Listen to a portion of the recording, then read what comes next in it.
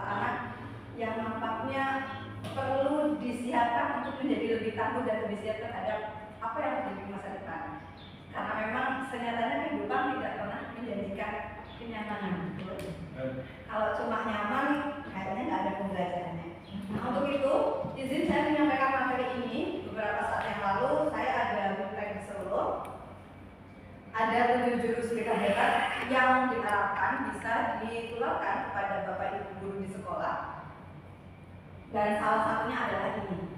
Kenapa resiliensi dan apa itu resiliensi nanti akan kita bahas bersama-sama.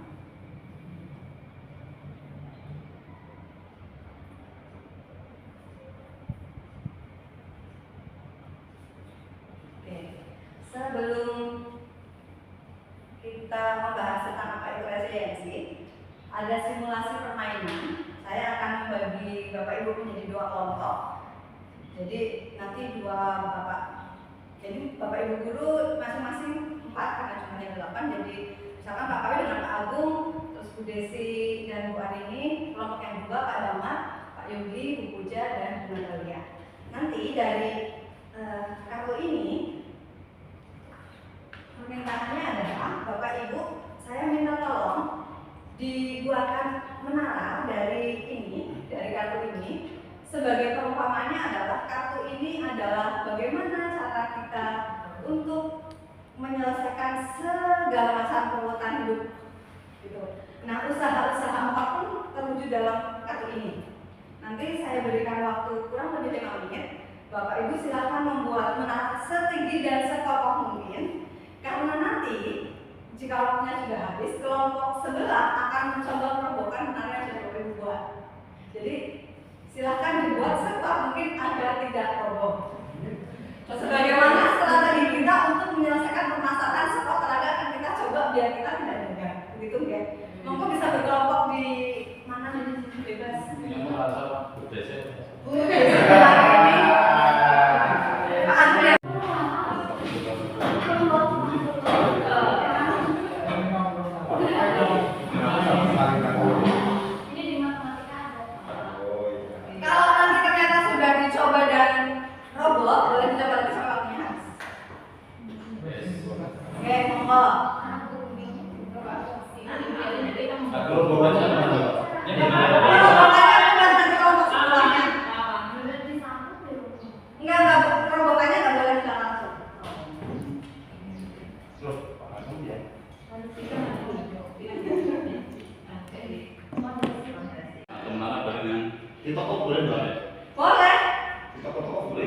Boleh, yang penting menaranya itu nanti tidak roboh. Kartunya ditutup boleh, mau digimanakan boleh, terserah, yang penting jadi menara. Oke, silakan.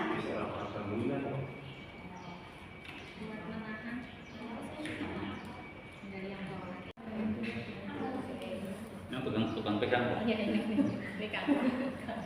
Pegang.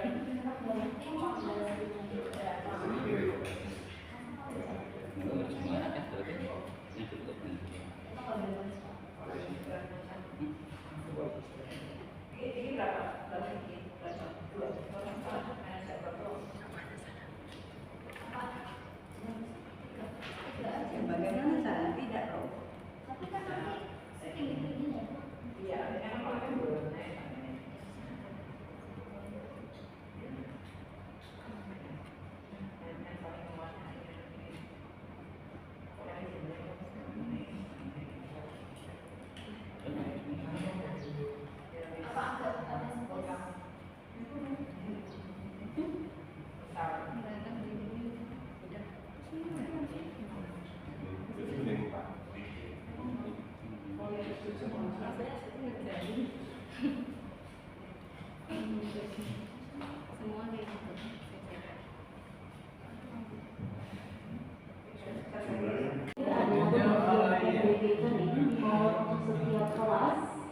kelas E, kelas F, dan kelas L untuk mengirimkan personil untuk mengambil alih di lobi.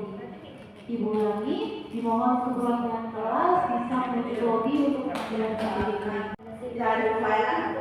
Ada kan enggak?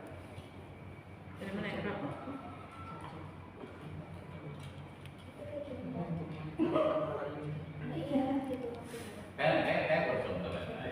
Ya, itu sama teman-teman.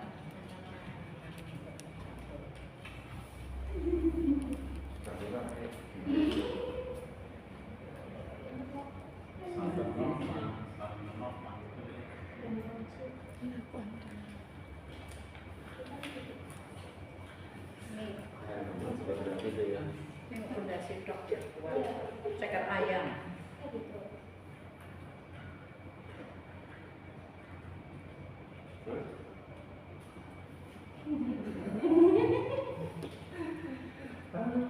Terus di atasnya Kok iya kok wis cukup mau digajak bawahnya.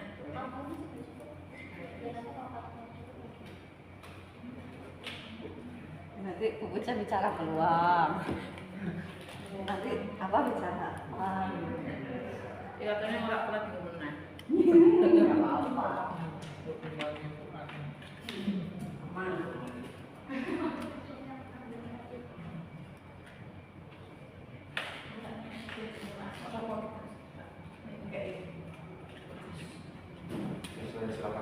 Apakah sudah jadi?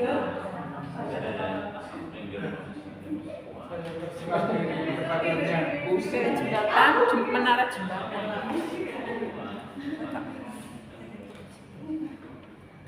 Yuk, fokus yuk, buat tingkat dulu. Ya, Bapak Ibu pasti bisa.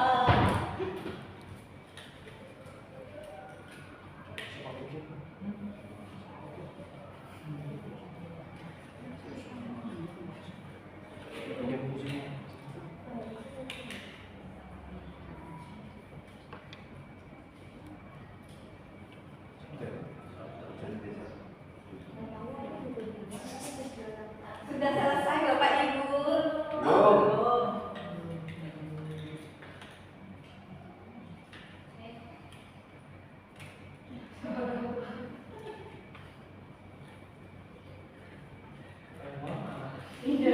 Dan tidak ada seperti ini.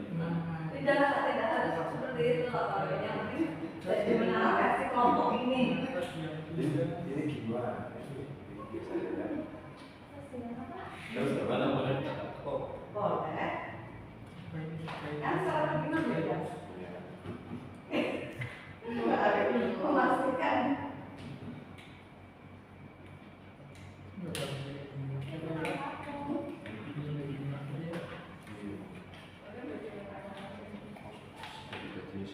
Apakah susah? Apakah susah Pak Yogi? Bikin rumit ini. Oh, bikin rumit.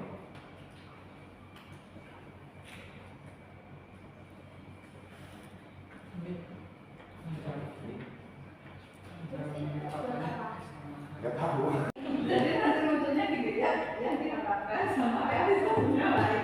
Tumpuk-tumpuk apa gimana bebas? Kemarin itu tekukan apa nih? Ya.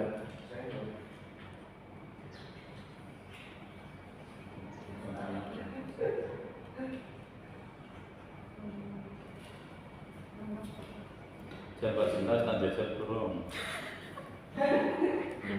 Jajat turun.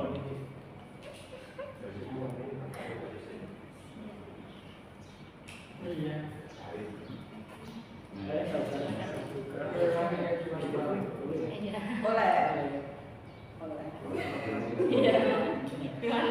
Aduh, rata bagaimana? Boleh di sini sama sini. Nanti malah sama nanti kedua. Juga lebih mana?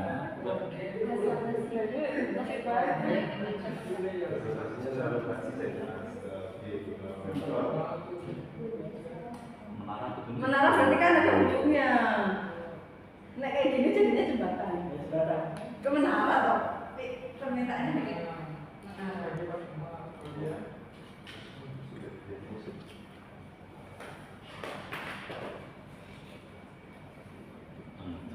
Kita pelan-pelan Ada apa sudah jadi Pak Tama? Kita pelan-pelan saja, kita buat fondasi yang maksimal dulu.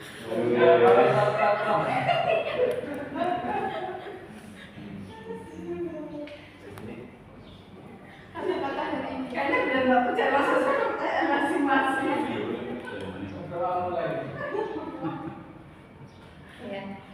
Berapa menit Mas Cinta? Sudah berapa menit? Berapa menit? Ternyata waktunya sudah habis Bapak Ibu. Alhamdulillah. Ya ini masih mau berjuang menyelesaikan. Masih. Tanggung.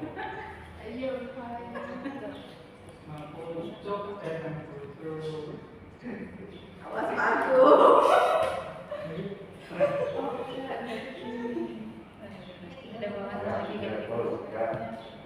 Bisa mati ya. Lah ini yang dilakukan bisa mati. Kan sesuai kepercayaan. Percaya aja.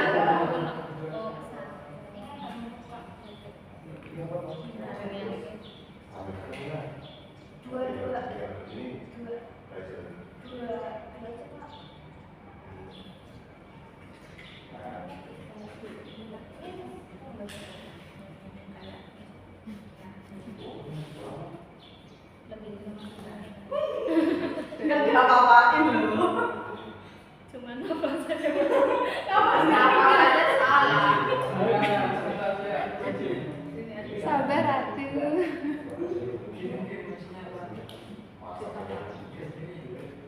Ya kalau ternyata tidak bisa dihabiskan ya nggak apa-apa wes.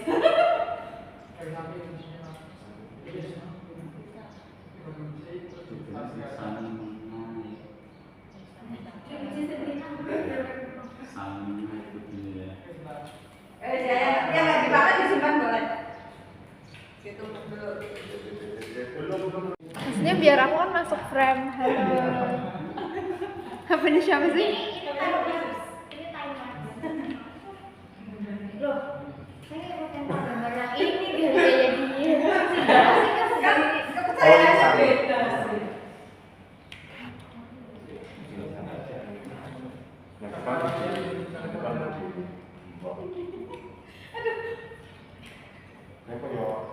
Apa wes? Masalah ini. Di atas. Iya, kalau yang mau pajak.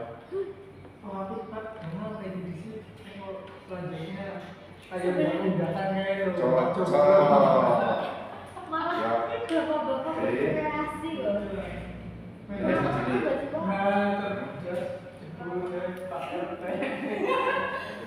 Satu menit lagi ya Bapak Ibu itu tidak. Jembatannya terlalu kokoh. Enggak kelamaan. Ini buat yang apa? Ini cuma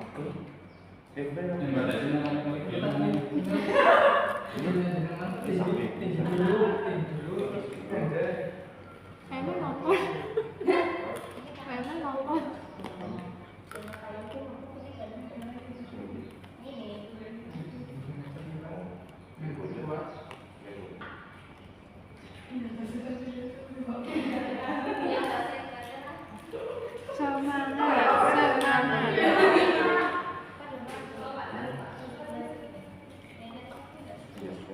Semangat. Ya.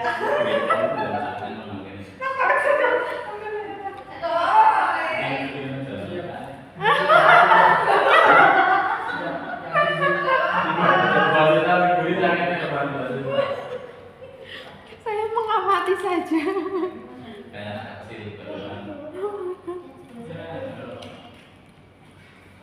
Itu biar itu mau. jadi tinggung.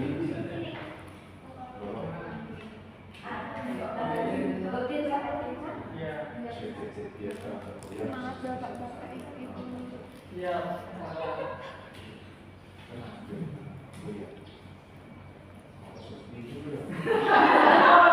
Itu tidak ada bagian kalau.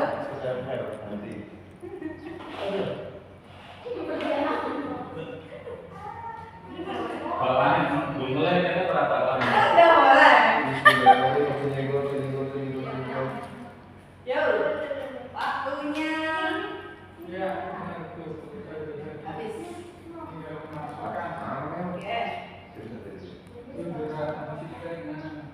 Oke, waktunya sudah habis. Sekali jalan ya harus sampai saya. Oke,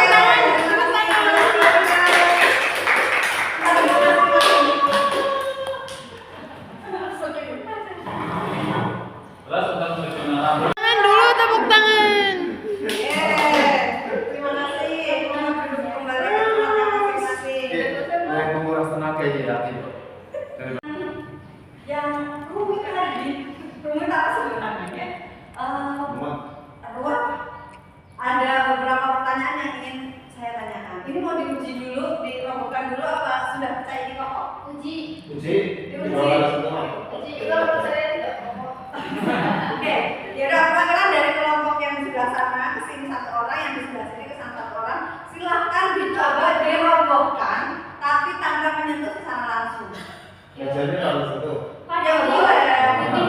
Ya kalau salah satu sini silahkan dirobohkan menara yang tanpa menyentuh ke sana langsung. Jadi pakai ini. Oh, diapakan ini? Satu aja ada yang jatuh berarti roboh. Oh gitu. Ya. Jadi miring. Satu saja. Pasti dari dua apa kita? Lurus. Ini. Ya, mau Pak Yogi. Ya, udah, oke satu kali aja udah upload, terima kasih. Rombongan punya kelompok satunya. Dari sini, dari sana. Lampu betonnya kayak gitu.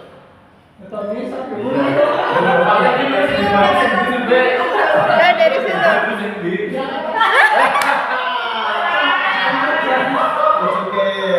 Aldo. Oh iya, oke. Bener, baca bener. Oke, mungkin anak didik kita punya masalah. Nah, sekarang tadi ketika Bapak Ibu mencoba membuat menara, apakah langsung jadi? Jangan. Tidak bisa lagi. Pas sudah dibuat, apakah ada momen belum digoyahkan oleh kelompok sebelah tapi sudah ambruk? Oh enggak, yakinnya ada? Oh enggak. Desi atau Pak Agung atau Bu Arin? Aduh. Gitu ya? Ya. Terus kenapa ada diselesaikan? Karena harus selesai. Karena masih ada waktu. Karena masih ada kemungkinan untuk berhasil. Oke. Begitupun dengan kehidupan kita. Kayaknya di antara kita nggak ada yang hidupnya selalu berhasil. Adakah Bapak Ibu yang hidupnya berhasil atau tidak ya? Oh enggak. Adakah yang bahagia terus? Enggak. Karena bagaimanapun anak-anak tetap anak-anak. Terus apa itu resiliensi?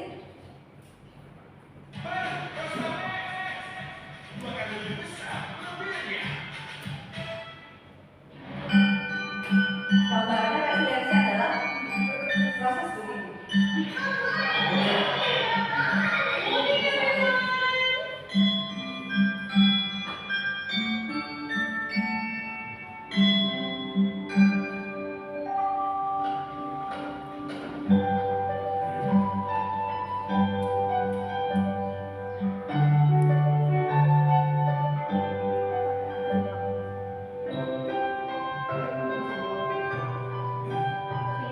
Who does it look like?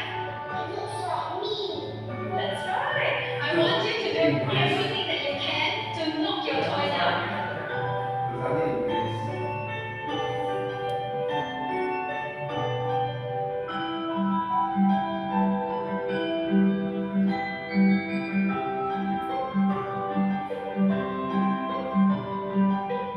Who is the strongest in class?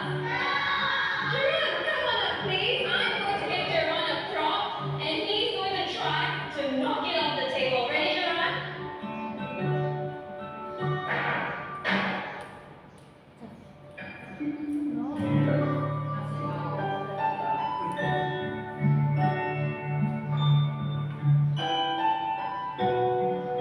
Hey, children, who can tell me what it means to have resilience?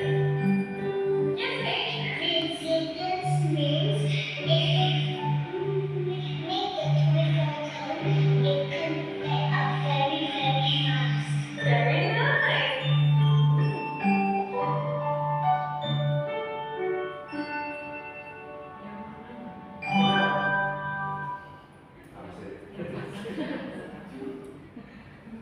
Nah, dari tampilan tadi, menurut Bapak Ibu deh, apa itu resiliensi? Tadi kan ada gambaran tuh dikasih satu boneka gitu, yang itu dikembangkan sebagai bagian dari diri saya. Terus kemudian ada satu anak yang diminta untuk memukul boneka itu sekuat tenaga yang dia bisa. Boneka itu jatuh, tapi toh pada akhirnya boneka itu tetap akan bisa bergerak lagi. Jadi resiliensi itu adalah apa, Bapak Ibu? upaya untuk penguatan. Ya, tak tangguh dalam kondisi apapun, penguatan dalam segala sisi, kekuatan diri, atau mudah pulih. Oke, resiliensi itu adalah kemampuan seseorang untuk bangkit kembali, pulih dari kesulitan dan trauma yang dialami dalam hidup. Ya karena memang hidup itu tidak pernah menjadikan hanya akan nyaman, tidak. Nah, menjadikan kita siap dan tangguh itu perlu diusahakan. Resiliensi itu tidak dilahirkan, tapi diupayakan melalui berbagai macam cara. Dan kalau kita sudah gagal, bagaimana caranya kita bangkit untuk mencapai keberhasilan?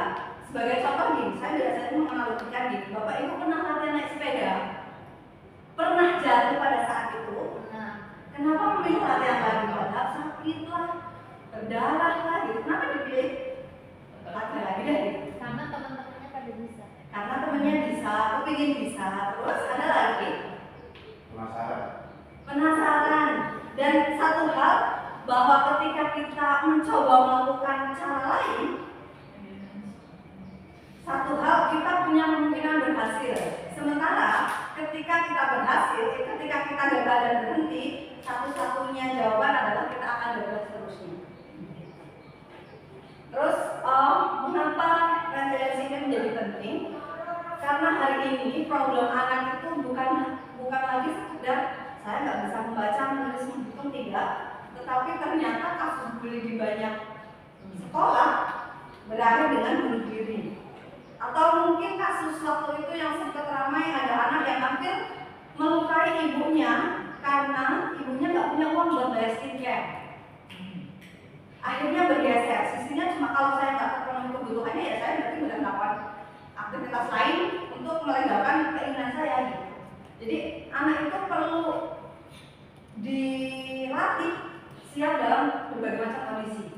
Karena yang sering saya katakan ke anak, cepat atau lambat seorang anak akan berusaha dengan orang tuanya, entah tentang pekerjaan, pernikahan, atau mungkin kadang-kadang orang harus meninggalkan dunia dulu, dan itu harus disiapkan.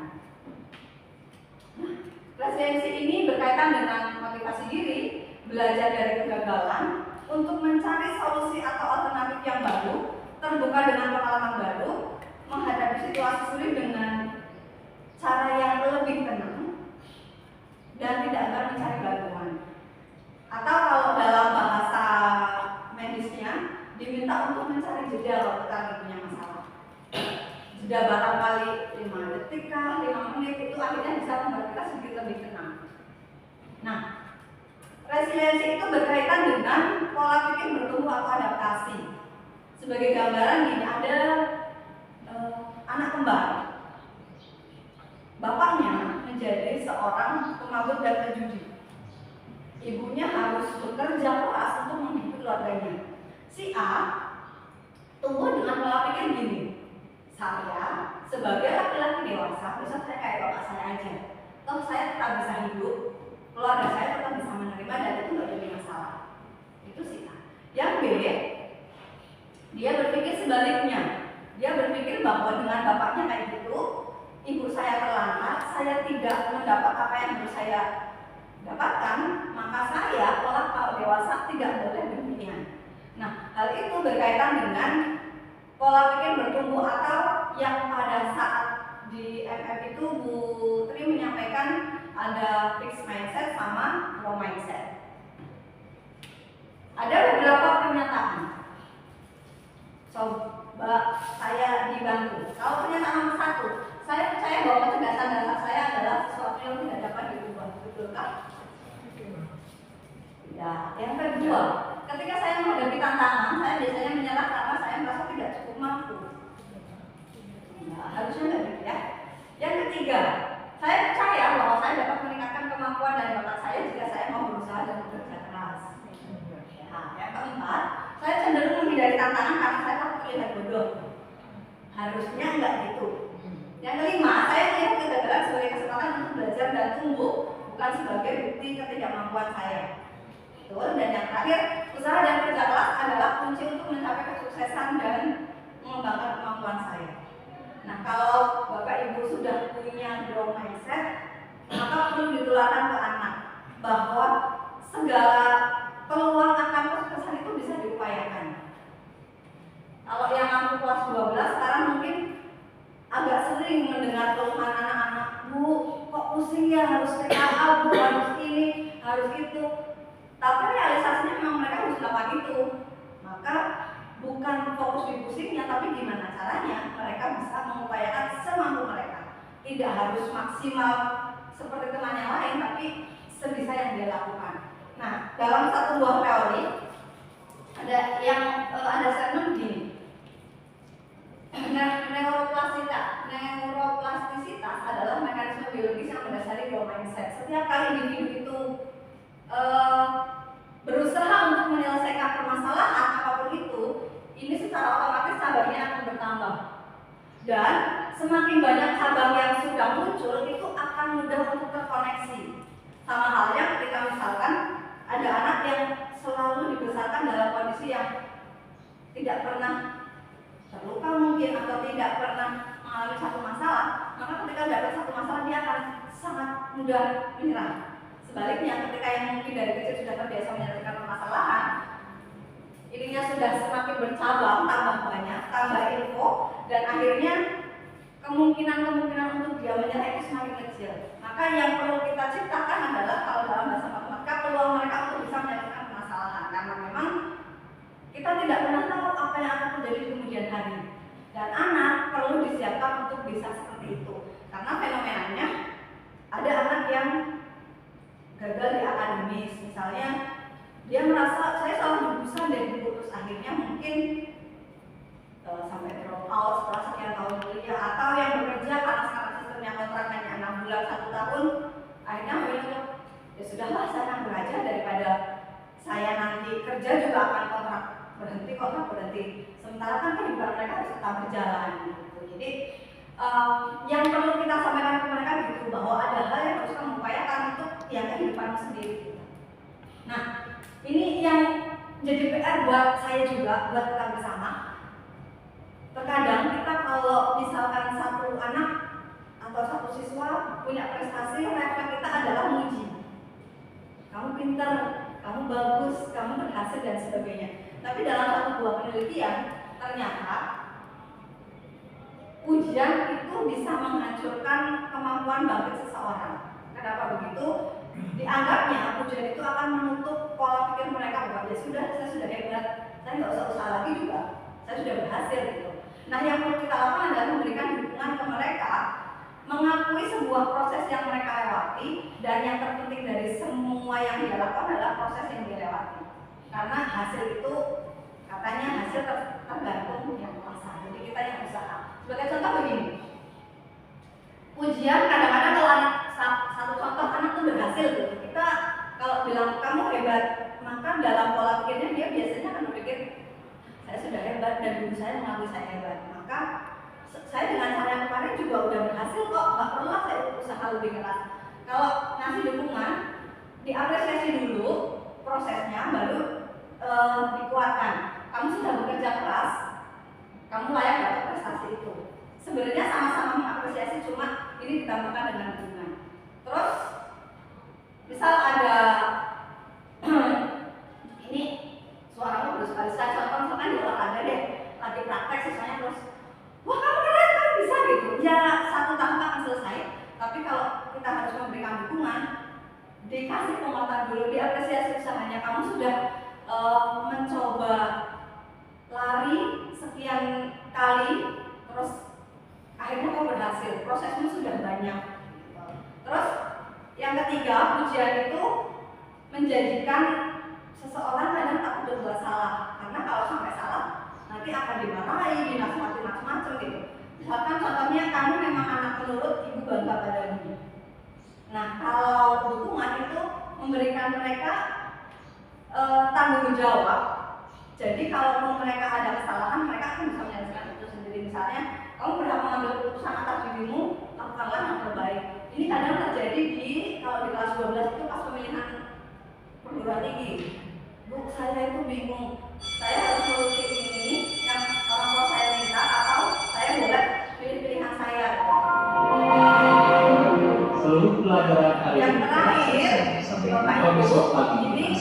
seperti yang sebenarnya all saya lessons punya ide and ini, ending tapi for ternyata school. sudah ada See you satu tomorrow yang morning melalui with new wali learning kelas. skills.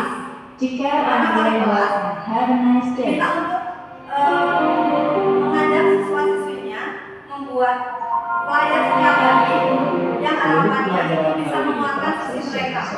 Nah ini pernah saya coba di kelas All lessons have ending for saya school. ngasih See you tomorrow morning with new learning skills. Take care and very well terus and mereka have a tak nice bisa day. ngambil satu-satu tanpa saya tahu yang diambil itu yang mana.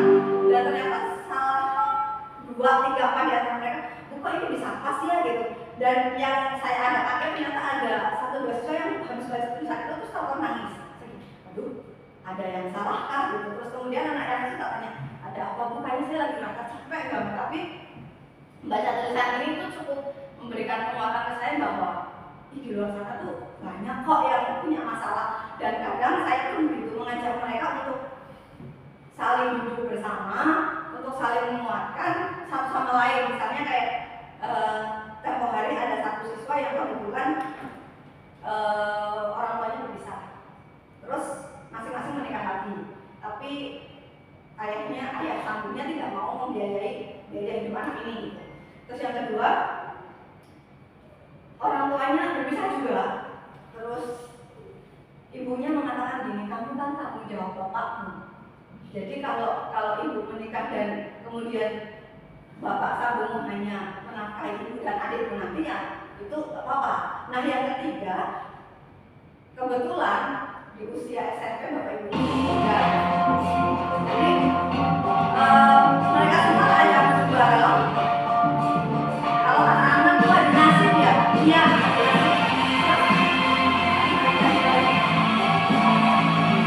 Mereka saling menceritakan permasalahannya. Mereka berkumpul bertiga, kebetulan ini perempuan semua.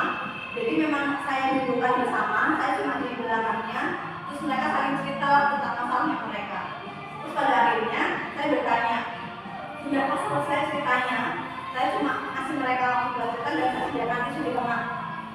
Terus habis itu mereka bertiga ngomong gini, terus saya boleh ngomong duluan ya, dia boleh gimana? Saya ya bu, meskipun bapak saya bilangnya nggak mau menafkahi, tapi saya masih punya ibu, bu masih mau ngurusin. Terus yang kedua, SMP udah bapak ibunya sudah meninggal semua. Sampai dia bilang, bu sebenarnya saya kepingin dirawat sama orang lain atau diadopsi. Tapi saya pikir saya anak pertama dan adik saya masih 2 perempuan. Jadi ya mau nggak mau saya harus jadi orang dewasa ya. Ya terus setelah mereka ngobrol bertiga, saya bilang, terus gimana kamu masing-masing?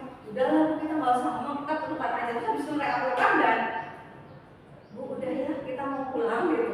Jadi kadang mungkin kita hanya perlu memberikan waktu untuk mereka berbicara, atau mungkin 1-2 kata yang ternyata tanpa sadar itu mengatakan mereka. Dan di posisi itu kan sebenarnya saya tidak banyak mengambil peran, hanya memberikan mereka waktu dan ruang untuk saling berbicara dan akhirnya menguatkan mereka sendiri.